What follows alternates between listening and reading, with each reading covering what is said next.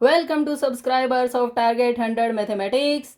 हाँ जी, 9th class set 1 2025 का पेपर देखकर तो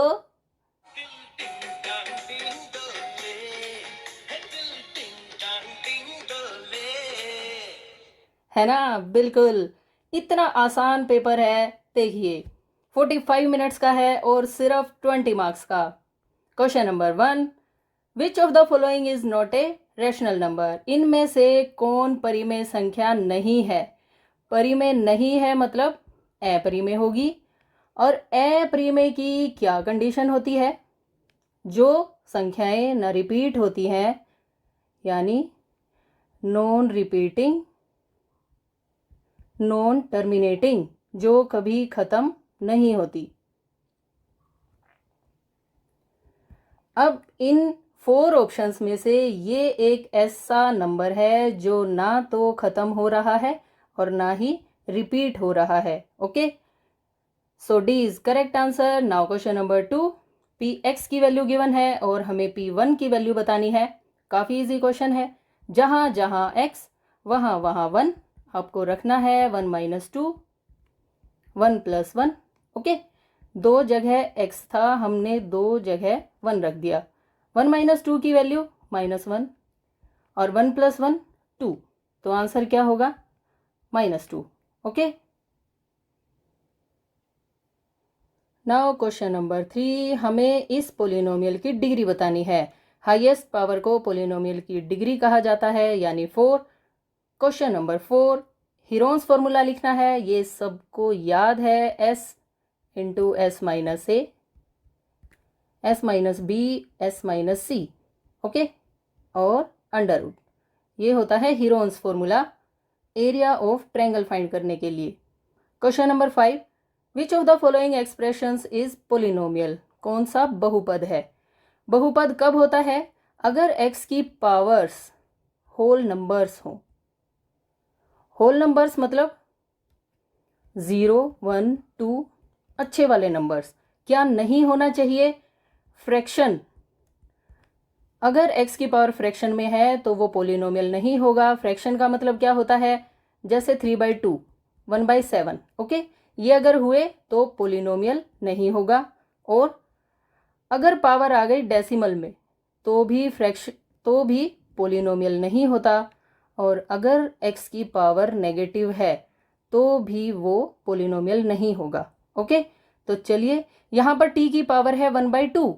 √ का मतलब पावर 1/2 होती है, इसलिए ये पोलिनोमियल नहीं है। यहाँ पर y आ गया डिनोमिनेटर में। आप इसे क्या लिखेंगे? y + 2 की पावर -1। ओके, इसलिए ये भी पोलिनोमियल नहीं है। C is correct answer. यहाँ पर x की पावर है 3/2, इसलिए ये पोलिनोमियल नहीं है। Okay, now question number 6, assertion और रीजन का क्वेश्चन है। अभिकथन देखिए, 5 एक परिमेय संख्या है, ये बात बिल्कुल सही है। Okay, 5 is a rational number. Now reason, प्रत्येक प्राकृत संख्या एक परिमेय संख्या होती है, ये बात भी बिल्कुल सही है। Every natural number is a rational number, यानी रीजन सही। और असर्शन रीजन की करेक्ट एक्सप्लेनेशन भी है। So A is correct answer, this one. Okay, now section B, question number 7, 0.47 सिर्फ 7 के ऊपर बार है। हमें इसे p/q की फॉर्म में लिखना है। p, q इंटीजर्स हैं, q ≠ 0। इस क्वेश्चन को करने के लिए 0.47 बार को क्या मान लिया जाता है? x मान लिया जाता है। जिस अंक के ऊपर ये बार का निशान लगा होता है, उस अंक को, उस संख्या को आपको 2-3 बार लिख लेना है। ये बन जाएगी फर्स्ट इक्वेशन। क्योंकि यहाँ पर सिर्फ एक ही नंबर के ऊपर, एक ही अंक के ऊपर बार लगा हुआ है, इसलिए मैं बोथ साइड 10 से मल्टीप्लाई कर दूंगी। x को 10 से मल्टीप्लाई किया, 10x। इस नंबर को जब आप 10 से मल्टीप्लाई करेंगे तो ये डेसिमल एक प्लेस आगे आ जाएगा, यानी 4.77। ये बन गई सेकंड इक्वेशन। ओके, अब हम इस फर्स्ट इक्वेशन को इस सेकंड इक्वेशन में से सब्ट्रैक्ट कर देंगे। लेफ्ट साइड में से लेफ्ट सब्ट्रैक्ट होगी 10x - x, और राइट में से राइट, ऐसे। ओके, और जब आप 4.77 डैश डैश में से 0.47 डैश डैश माइनस करेंगे तो आंसर क्या आएगा 0, इधर 3.4 यानी 4.3 और 10 - 1 की वैल्यू 9x। डेसिमल को जब आप हटाएंगे तो 43/10 हो जाएगा और मल्टीप्लाई वाले नंबर्स दूसरी साइड जाकर डिवाइड में। अंडरस्टैंड? 10 9 ज़ा 90 यानी x की वैल्यू आ गई 43/90। ये बन गई p/q form. Okay, now question number 8। बिना मल्टीप्लाई किए हमें बताना है 97 × 103। डायरेक्ट आपको मल्टीप्लाई नहीं करनी है, यहाँ पर आप रूल अप्लाई करेंगे। 97 और 103, 97 को आप क्या लिख सकते हैं 100 - 3, ओके, और 103 को लिखा जा सकता है 100 + 3। अब a + b और a - b का क्या फॉर्मूला होता है a² - b²। ये है a - b, a + b। a का स्क्वायर मतलब 100 का स्क्वायर और b का स्क्वायर यानी 3 का स्क्वायर। 100 का स्क्वायर करेंगे, ये 2 0 हैं, 4 0 लग जाएंगी। 10,000 - 9। जब आप इसे सबट्रैक्ट करेंगे तो आंसर आएगा 9991, okay, which is required answer. Now next question. इसी क्वेश्चन की चॉइस में हमारे पास ये बहुत ही सिंपल सा क्वेश्चन है। फैक्टर बनाने हैं 2x² + 7x + 3। ऐसे दो नंबर्स फाइंड करके आइए जिनकी मल्टीप्लाई 6 आती हो और ऐड या सब्ट्रैक्ट करने से 7, यानी 6 1 ज़ा 6 होता है और जब आप ऐड करेंगे 6 + 1 करेंगे तो आंसर आ जाएगा 7। इसलिए हमें नंबर्स मिल चुके हैं। 2x², 6 और 1 के साथ आप x लगा देंगे। 1 लिखने की कोई ज़रूरत नहीं है यहाँ x के सामने, ओके। इन दोनों टर्म्स में से क्या कॉमन आ जाएगा 2x, क्या बचेगा x + 3। और इन दोनों में से आप सिर्फ 1 को कॉमन लिखेंगे x + 3 एज इट इज। अब x + 3 कॉमन, यहाँ से 2x बचा, यहाँ से +1, so answer is this, okay. ये हमने फैक्टर बना दिए। नाउ सेक्शन डी देखिए।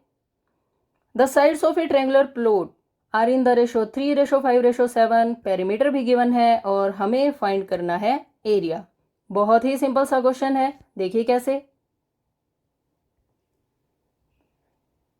जब भी ट्रायंगल की साइड्स की रेशो गिवन होती है 3:5:7, तो आपको क्या करना होता है, अपनी तरफ से x लगाना होता है, वो आ जाती हैं ट्रायंगल की साइड्स। पेरीमीटर हमें 300 मीटर गिवन है, ये हमने लिख लिया। और परिमाप का क्या मतलब होता है, सम ऑफ ऑल साइड्स। हमने तीनों साइड्स का सम किया is equal to 300। 3 + 5 + 7 15, x is equal to 300। और मल्टीप्लाई वाले नंबर्स दूसरी साइड जाकर डिवाइड में 15 2 ज़ा 30 और 0 एज इट इज। x की वैल्यू 20 आ गई। अब आपको इस वैल्यू को पुट करना है यहाँ ताकि ट्रायंगल की साइड्स आ जाएं। अतः त्रिभुज की भुजाएं क्या बन जाएंगी 3 × 20, 5 × 20, 7 × 20, ओके। 60 मीटर, 100 मीटर और 27 ज़ा 140 मीटर। क्योंकि आप यहाँ पर हीरोन्स फॉर्मूला अप्लाई करने वाले हैं इसलिए आपको s की भी ज़रूरत है। और s क्या होता है, अर्ध परिमाप। पूरा परिमाप यानी परिमाप दे रखा है 300, अर्ध परिमाप के लिए आप 2 से डिवाइड कर देंगे 150 मीटर। एरिया का आपने फॉर्मूला लिखा s, a, b और c, ये सभी वैल्यूज आप यहाँ पुट कर देंगे। 150 - 60 की वैल्यू 90, 150 - 100 50 और 150 - 140 यानी 10। इन जीरोस को देखिए ध्यान से, हर नंबर में एक जीरो है, ओके।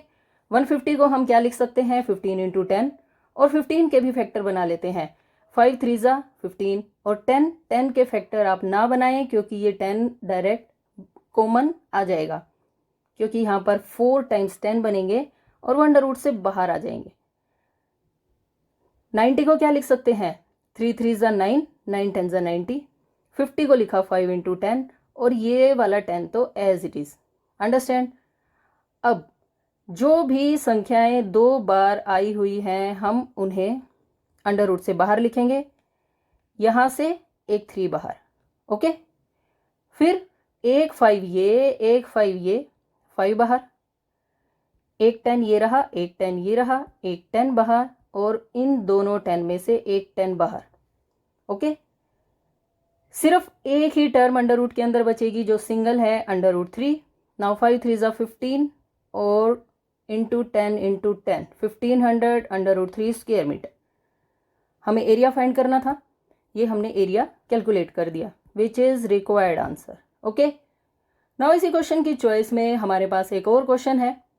आइसोसेलेस ट्रायंगल दे रखी है, यानी समद्विबाहु त्रिभुज, परिमाप है 30 सेंटीमीटर और जो इक्वल साइड्स हैं वो हैं 12 सेंटीमीटर।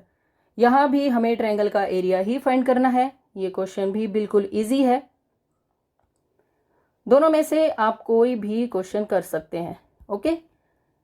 समद्विबाहु त्रिभुज की 2 बराबर भुजाएं 12 12 सेंटीमीटर, पेरीमीटर है 30।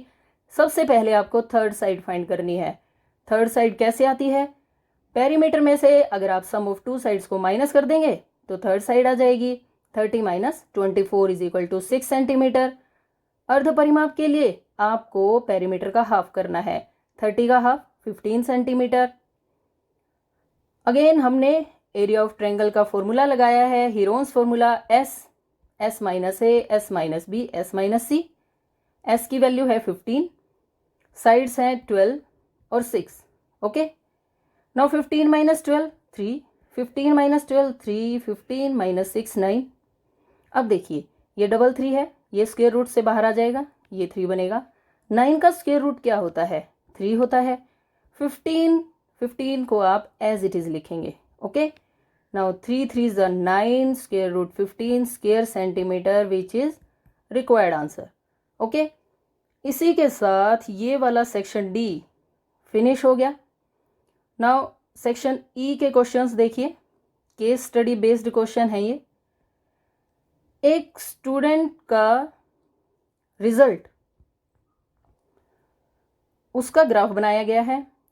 सेट जुलाई और सेट नवंबर के जो मार्क्स हैं वो ऐसे ग्राफ में बना दिए गए, ओके।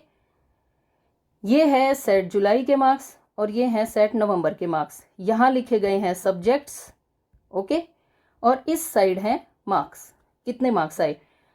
फॉर एग्जांपल मैथ्स में सेट 1 में स्टूडेंट के थे 30 मार्क्स, लेकिन नवंबर वाले सेट में 60 मार्क्स आ गए, ओके। ये इन्फॉर्मेशन गिवन है और हमें इन क्वेश्चंस के आंसर देने हैं। Question number 1, in which subject has the performance improved the most. सबसे ज़्यादा कहाँ इम्प्रूवमेंट हुई है? तो देखिए यहाँ पर ग्राफ यहाँ तक है और इम्प्रूवमेंट यहाँ सबसे ज़्यादा हुई है ना। बाकी तो थोड़ा थोड़ा सा ही ये डिग्रेडेशन हो गई, कम हो गए हैं यहाँ पर मार्क्स इक्वल हैं। इट मीन्स फर्स्ट क्वेश्चन का क्या आंसर आएगा? मैथ्स में सबसे ज़्यादा इम्प्रूवमेंट हुई है। किस विषय में प्रदर्शन खराब हुआ है? परफॉर्मेंस कम कहाँ हुई? कम हुई इंग्लिश में, है ना। सेट 1 में ज़्यादा नंबर थे और नवंबर वाले सेट में कम मार्क्स आए। So answer is this. In which subject is the performance at par. At par का मतलब होता है कहाँ पर परफॉर्मेंस इक्वल है। हिंदी के सब्जेक्ट में परफॉर्मेंस में कोई डिफरेंस नहीं है, दोनों बार इक्वल मार्क्स आए, यानी Hindi. Now fourth question, what is the difference between marks obtained in math subject. Maths में जो उसने नंबर लिए उनका डिफरेंस बताना है। यहाँ पर है 30 मार्क्स, नवंबर वाले सेट में 60। हमें डिफरेंस बताना है। 60 minus 30 is equal to 30। So B is correct answer, okay. बहुत ही इजी पेपर था, आपके मार्क्स बहुत अच्छे आएंगे। लास्ट ईयर 40 मार्क्स का सेट आया था और इस साल 20 मार्क्स का, और बिल्कुल आसान पेपर है। Thanks for watching. वीडियो को ज़्यादा से ज़्यादा शेयर करें, लाइक करें। Bye bye, take care.